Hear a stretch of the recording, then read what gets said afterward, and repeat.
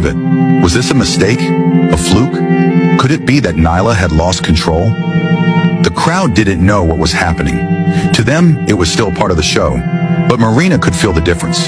She fought to break free, pulling with all her strength. But Nyla wasn't releasing her grip. The water around them churned violently, the sounds of thrashing and splashing drowning out everything else. In those final moments, it was as if time slowed down. Marina's mind raced as she tried to make sense of the chaos around her. What had happened to the bond she thought was unbreakable? What had gone wrong?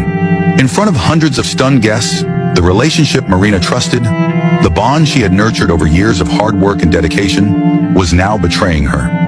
Nyla, the orca she had come to love, had transformed from a partner into a predator. The bond they had shared, the trust, was shattered in an instant.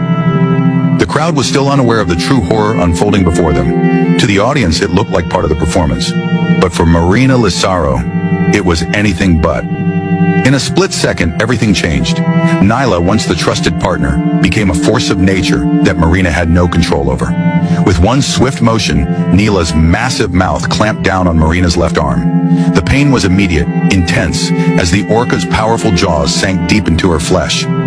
Marina's body was jerked with terrifying force as Nyla dragged her beneath the water. The world above the surface disappeared. The audience could no longer hear the splash of water or see the graceful performances they had come to expect. All they could hear now was the deafening roar of the ocean and the frantic cries of those witnessing the unimaginable.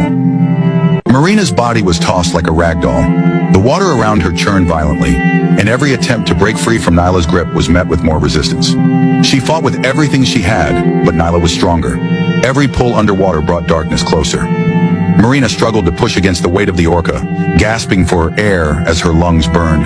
The pull of the water, the crushing weight of the orca's jaws, seemed to drag her further into the abyss. The audience, still unaware of the true gravity of the situation, began to scream as they realized something was wrong. Chaos erupted in the stands.